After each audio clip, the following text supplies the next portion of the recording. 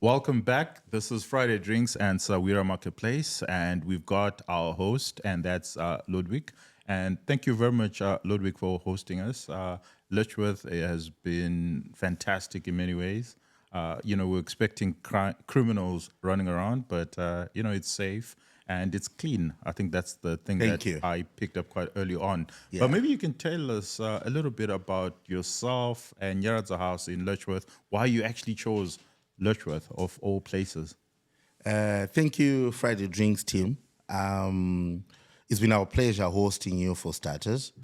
We have always seen you from a distance. I think our paths crossed a few years ago in Yazura, so I kind of knew the faces, but we had not interacted the way we've done this last week, day to day.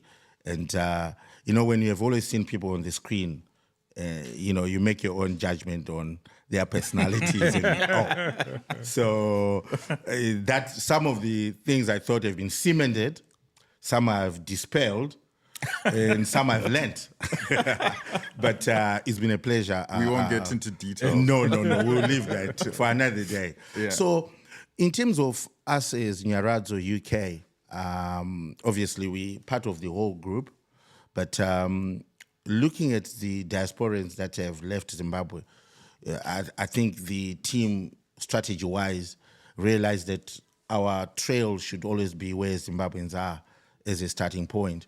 And the UK, as we know, the stats, is the largest population outside South Africa of our diasporans. So it was only natural that we set up in the UK. But where in the UK was the big question. Mm-hmm. So we've got a big population of Zimbabweans, London, what we call the southeast down here. That's where everyone would land, London, Heathrow, Gatwick. So the initial wave was always around these areas. But over time, through various developments in the families, people have tended to move towards the north, where it's considered cheaper. So when we're looking at all these stats, we then realized that Southeast would serve us better in terms of the road network. So here we've got the major road in the UK is the M1. So it crosses from London into Scotland. And then the small feeder road is the A1.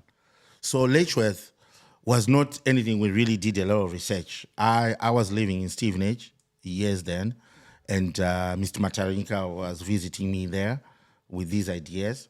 So naturally, we started looking within the area that I was living. Mm-hmm. First of all, we got a property in Stevenage that we tried to get. We couldn't. But nevertheless, we then were offered by the same agent this place in Letchworth. And we thought it was a gem because we are able to travel anywhere in the UK because the major roads are around here. The airports are all in our way. Because our major business here is repatriation. So we set up here mostly to give a home to Zimbabweans so that they are able to spend time with their loved ones before their journey back home. So that was primarily how we got to Letchworth. So it's not a very big story. Okay. It was a matter of coincidences, really. All right, interesting. You got into part of your business, and we would want to just understand a little bit more. When you say that your part of your business is repatriation of bodies, please explain or walk through the process. If I have a relative and I've got a Nyaradzo premium and relative passes on, what happens? Yeah. So unlike home, people here, I think about 90% die in a hospital. So the moment they die in a hospital, they are then taken into the morgue of the hospital, and then they would contact us here. We process their claim, that is to acknowledge that this was one of our members. And then we have a set of documents that we would need to complete for us to be able to remove the loved one into our care, as we call it. So this is termed the out of England. So this is the document that takes a deceased out of the UK into anywhere in the world. So once someone is passed on, they've registered their deaths maybe on a Monday to Friday, because the hospitals and the funeral directors actually don't work on weekends in the UK traditionally. So we are only here on Sunday because of Friday drinks. Others, this is our rest day as funeral directors, Saturday and Sunday. And hospitals as well. If someone dies over the weekend, all the paperwork is done on Monday. So there's nothing that happens there. So on Monday or Tuesday, they are able to then process a death certificate. So once a death certificate is out, they're able to give Nyaradzo, and then we can then process their claim. And then their claim will allow us to then go ahead and apply for an out of England that I referred to be able to bring the body to Nyaradzo. So once the body is with us here, the first thing we do is embalming. Because obviously, unlike home where we bury within 2-3 days, the process of repatriation normally minimum 10 days. In some cases, even longer. So we want to ensure that once the body is here, we embalm for preservation, because we know the journey is going to be long before they actually find their home back in Zimbabwe. So as soon as they get here, we do the embalming, and then we will then take the embalming certificate, the death certificate, their passport, if they had an ID. For everyone going to Zimbabwe needs to have a Zimbabwean passport. So those people that have maybe now gained British passports, but on death to go to Zimbabwe would need to engage the embassy, that if they have an expired passport, they would need to go to the embassy so that they sign an affidavit to say, "Uyu mwana weku Zimbabwe," and we can confirm expired passport here. Embassy then signs an affidavit for us, and then we are able to seek clearances from the Minister of Health in Zimbabwe, Registrar of Passport and Foreign Affairs, to say, we have got this deceased here who wants to be buried back home, and then they give us some clearances. So some documents come back here from Zimbabwe, and then with those documents, we are able to book the airlines, we are able to arrange the service. As you saw here in the main auditorium, that's our where we do our chapel service, our send-off service. And we also have then a service room where we allow the families to meet and greet before they actually see their loved one being taken back to Zimbabwe. So that's kind of the process we do in repatriation. 95% of our deceased are repatriated home. But gradually we are seeing an increase in local burials. So as Nyaradzo UK, we are able to do local burials here as well. Wherever in the UK, we've got the facilities as well. So where a family initially wanted to repatriate their loved one, and on death, maybe family decide that they want to bury them here, Nyaradzo UK is able to do the burial here as well. Okay, sounds like a extremely laborious process. How much does it cost? So suppose I was not a member of Nyaradzo. How much would it cost to actually repatriate a body? So just like, it's very open-ended, but I'll talk averages. It's like, how much is a wedding in Zimbabwe? Well, it really starts with how much do you have or your budget. So the same thing. So we are looking at between 4,000 to 7,000, could be a range of us getting someone to Zimbabwe. So it's £4,000. Pounds to about 7,000. Wow. So it depends with the type of casket, the service you want here. So the costs would then vary between that range. Why would a dead body cost more on an airline than a live body? Well, I think, I'll tell you what I think. Is it not cargo? It's cargo, and cargo is, when we buy tickets, they don't use weight.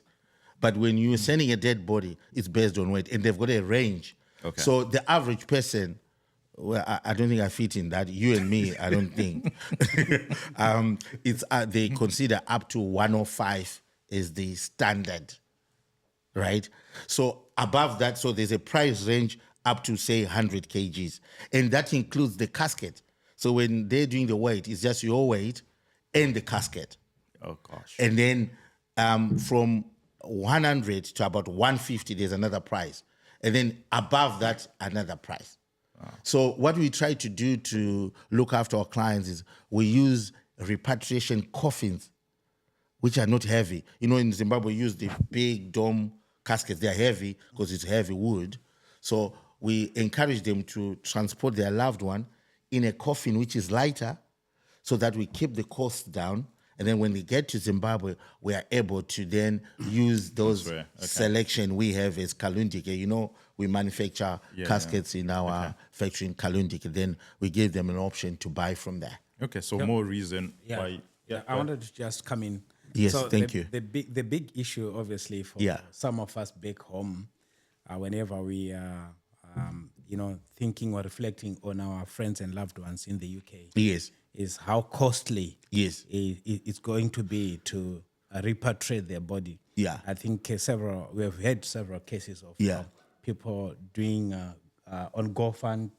Or some crowdfunding facilities. Yes. Maybe you can speak to or maybe address that and maybe just articulate how Nyaradzo is really trying to ensure that those cases are not frequent. Yes. So what we've done over the years is that we have listened to what people really want in terms of a funeral. So the packages that we have worked on are very cost effective. They are very competitive. So you find that for maybe an average of £20 a month, you are able to repatriate a person to Zimbabwe. And what Nyaradzo has done is we have only got a 6-month waiting period. So once you've passed your 6 months, regardless, you've been paying your premium. Also, you're not supposed to die within that 6 months. No, you're not. Man, you just have to make sure you stay alive in those 6 months. Okay. If you die within the 6 months, then we'll ask you to pay cash or your relatives. So 6 months you have to stay alive, and then thereafter, wherever you're going to Zimbabwe, Nyaradzo will take you. So the essence of that, I've had questions. I think I had a lady this week who came in and said, but 30 years. I said, how do you know you're going to live 30 years? After this conversation, just down the road. So that's the game here. Some people will live longer, but some will pay for a very short period, and we use the Nyaradzo policy. And some people will then have to stay longer to pay for that deficit. That's the whole game of insurance. Plus, you're also paying for your peace of mind. Peace of mind. And death does not announce it doesn't. when it's going to come. So he said, I'll pay for 50 years. I said, come on. I don't know anyone these days. The lifespan now of us here that have come in the last 20 years here, it's probably another couple of more years, then we kick the bucket. So for £20, we give people a peace of mind. How many people are covered in that £20? This could be a husband and wife and kids under 23, for example. So kids under 23 are covered with their parents in all our packages. Okay. And then anyone over 23, then it's a dependent that comes on the person that's covered. Okay. Yeah. Wow. And also, just to add there, those who want to cover people at home, we give them a 3 months waiting period for the people at home. Don't ask me why. But, we give 6 months to the people that are here to stay alive. Okay. And people at home, we give them 3 months. Okay. You can do the maths there. Yeah. Sounds reasonable enough. Because, we get a lot of these problems, especially when people die in the UK, which I wanted us to get into the more the psychology or the anthropology of this. Why are Zimbabweans interested in being buried back home? Why can't they just be buried here and not bother us, where we then now need to repatriate the bodies and it's £4,000 the wake and all that, and all that. Why? Maybe because you're in the business. Maybe you can just help the audience just understand why it's necessary for Zimbabweans to be buried back home. Well, I'll start with myself. Remember, I referred to just before we went live. Mm-hmm. I'm very proud of having grown up and grew in Rusape, Muvengere. Mm-hmm. So, myself, I want to be buried in Zimbabwe, kwa Rusape, Muvengere. Okay. Why? Right.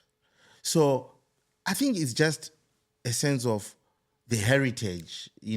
My dad is resting there. My mom is resting there. So, for me personally, I always consider that when I pass on, somehow, when I lay next to my dad, whatever demons can come after me, then dad will probably protect me there. And I think this is what most Zimbabweans, they want that heritage to say and identity that although I've been to the UK, but ndakarara mune dzinza rangu, it's cultural really, that most people still want to go. Mwana wevu. And we've had people who say vana wangu vari kuno, ndane vana, ini ndine vana, but I think vana have got their own lives to live once they go. Inini, I had my life with my parents, and that's where I want to rest. Saka andingati ndoigwa muno kuti unzi vamwe vanoti ndoda kuigwa muno kuti vana vangu vazve. Have you had this conversation with your wife? Well, and kids? I know wife won't listen, so I've actually told all my other family that don't allow her to bury me here. Ndokwenda kwaRusapa. And thank God she's also maybe warmed to the idea of kuigwa kwaRusapa or kunyazura kwavo. You know? Maybe related to that, you may need to speak more about the 5% that are increasingly preferring to be buried in the UK. Yes. What are the key issues that they are raising for that? So most people that have migrated here or come here, they've lost contact in Zim. There's no more family close whom they consider. Some families will tell you that akusina munu epaduzi or nono chemerwa kopi. You know, we had recently somebody that was so keen to be buried home, but family ku Zimbabwe yange chiti isuta ve kure kuimba yavo kuti ave kuzochemerwa munomu aiwa madi kungoti awikwe ikoko, you know. So it's more about, I think, depending on the family setups, some don't have any more connection in Zim. That's the 5%. But with the cycle of immigration, I think we'll see the percentage of the repats going down and an increase in the local burials. Naturally, with immigration, because our kids obviously will identify, is this generation of us that came that still identify a lot with Zim. So I can see that 5% actually increasing over time. And that's why we have set up Nyaradzo here with the ability to adopt to the local burials as well. Okay, so that's where I was going to go into, and maybe Ranga, you can help here. Are there any traditional rituals that must happen? Suppose a Zimbabwean body is actually buried in the UK. No, not that I know of. But families will have their, you know, we have done a funeral here. Van mapostori ve kumba va masects ya arikuno. Van some rituals they would do. They would want to dress their loved one by themselves. They want 1 year to do it, so we allow them to do that. They want to dress their loved one. They want to sit on the floor, for example. And when we go to the burial plot, they've got some rituals that they do. So in terms of the system here, there is no problem. And it allows that. It allows that. So I was going to go into, so for example, you said that the hospitals and yourselves cannot bury a body within the weekend. Yes. But we know that if somebody is Muslim, usually that must happen. I think burial must happen in next 24 hours. Yes. And then there's the issue of how they're actually involved and also how you bury. They're not buried in a coffin. Yes. The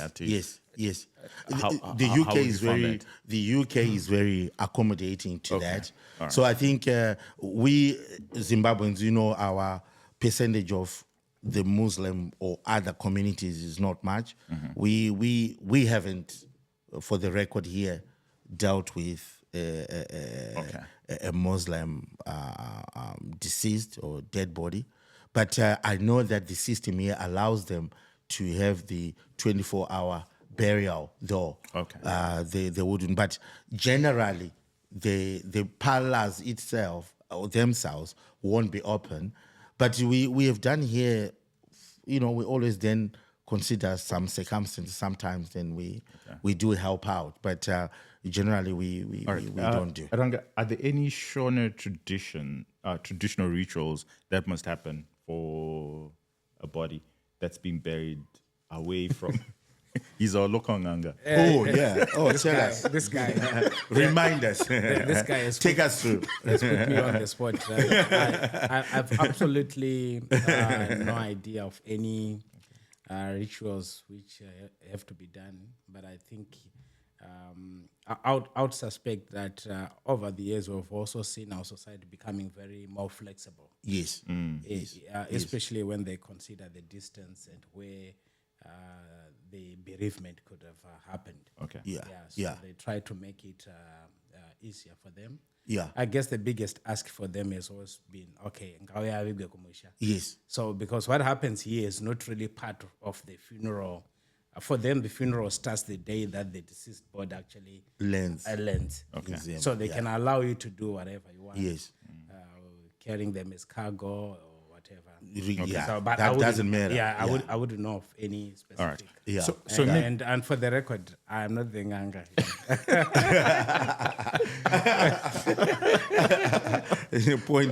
point noted. Thanks. Yeah. So let's do the reverse. Yes. Where somebody, from a cultural and traditional perspective, so somebody has been living in the UK and they've picked up certain habits and certain, rituals that they would want at their funeral. Yes. How flexible is Nyaradzo in ensuring that, what I've left in my will, everybody must be dressed in a in a morning jacket or whatever it is that I want. Because I've picked up these habits in the UK, and now I'm being buried in Zimbabwe because that's where I want to be buried, but I want certain rituals. Yes. What I've noticed though is that I'll tell you a classic example we had here. So we had a funeral service of a gentleman that was going back to Zim. So when they'd set out everyone, we are ready for the service. Guess what we all received? A minute Cavassier bottle like that. You know those little ones they serve in the plane? We were all given one. Okay. The 200 of us next door. And then the daughter came and said, I used to enjoy this drink with my dad.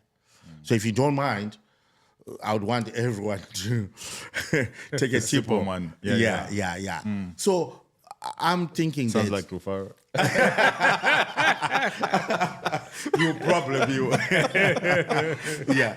Yeah. So in terms of, I think, the UK is very flexible on that. And the funeral industry generally has been left to its own will across nations, if you notice. So, if I tell you that the law allows you to bury your loved one alone.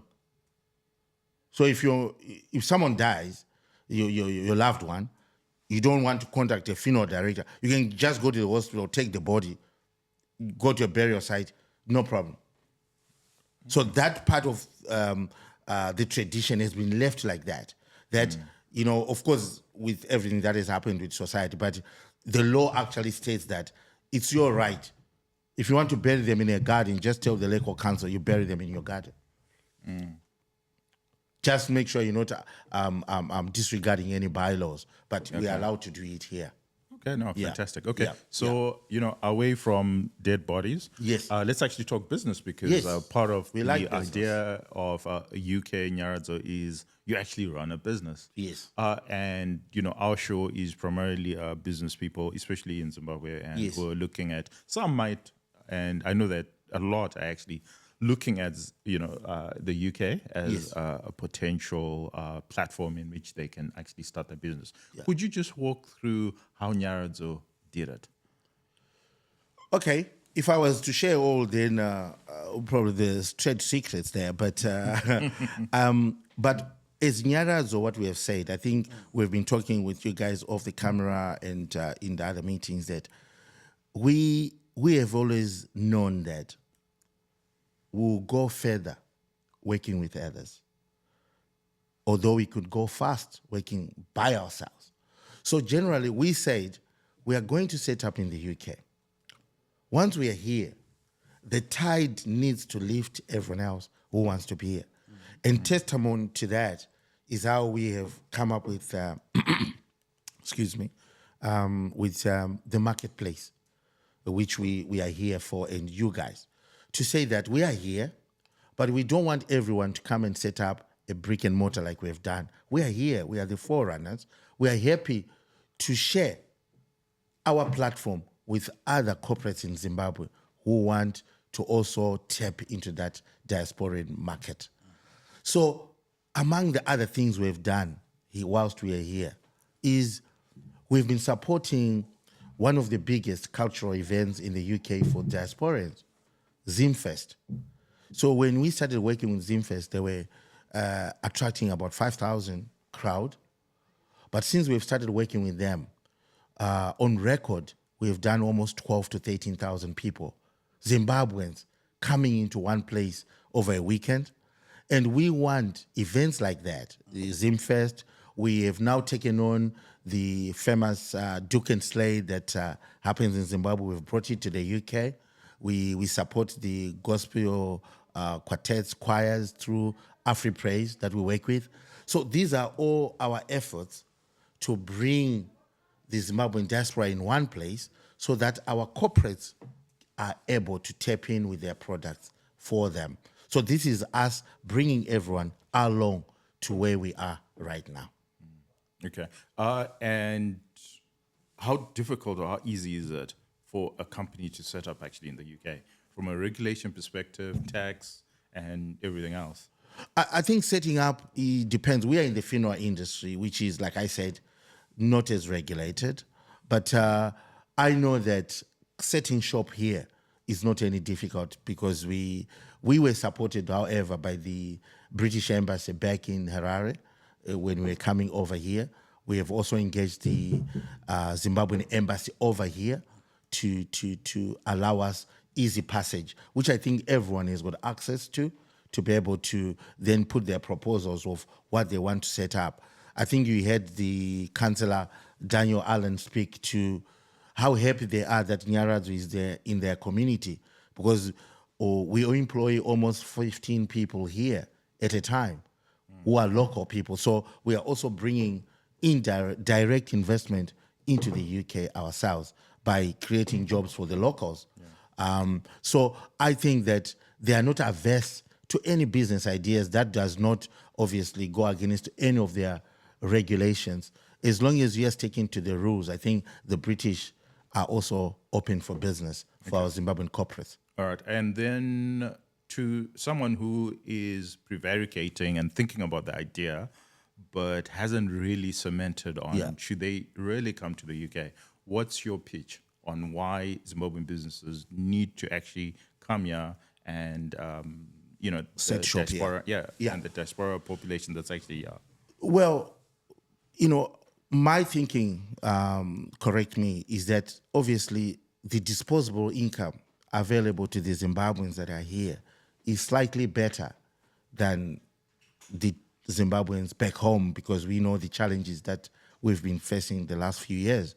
So we know the family bread basket in Zim, a lot of it is supported by the people who are over here. And many of them are very keen in doing projects back home. The country, despite all the challenges, it's got so many opportunities, energy, infrastructure, that the diasporans with the income that they've managed to raise or to have here are keen to invest back home. So why not come to where they are and make your pitch for the products that you want them to buy into that you're selling in Zim? So for a company that's got a product that they don't realize is actually funded from here, the stats show that the remittances that are coming through, I think we're discussing the remittances that the UK could possibly be the second or third. Some papers say it's the first, but obviously in terms of traffic, South Africa, remittances into Zimbabwe remains very high. But I think that in terms of the volume, in terms of the value, the Zimbabweans in the UK, the funds that they send into our economy, it's worthwhile for any corporate to want to associate with them. And why not come to where they actually live, listen more to what challenges do they have or what prospects do they have, then tap into them at source. So this will be my pitch to any company that's thinking, oh, should we not? These are the guys already anyway helping to drive our economy. So come here and then work with us.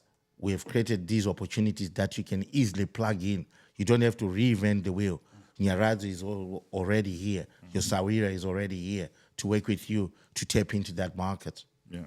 You know what I found very interesting in the little time that we've been here is the affinity for Zimbabwean products. You know, I think I haven't seen as much Zimbabwean products as I have. Yeah, I didn't even know that Qualcomm, sold, that many products. Yes, but yes. So I think that's something that the Zimbabwean businesses don't realize. Yes. That the minute people cross that pond, there's a serious affinity for Zimbabwean products. Yes. And they can't find them. You No. end up, as hand luggage or, through the airports. But I think there is a marketplace where we could actually formalize this. Yes. And Zimbabwean businesses can send across their products, and the Zimbabweans in the diaspora can actually enjoy those. Agreed. So it's not rocket science for anybody that's thinking to come here, that the market is there. And the good thing is Nyaradzo wants to hold the hand of other corporates that want to come so that they can work with us and walk with us this journey that we have. Well, on that note, this was fantastic. Thank you very much for joining us, Lordwick. And to our audience, it's still Friday Drinks and Nyaradzo Marketplace. Cheers. Thank you for having me. Yeah. Cheers.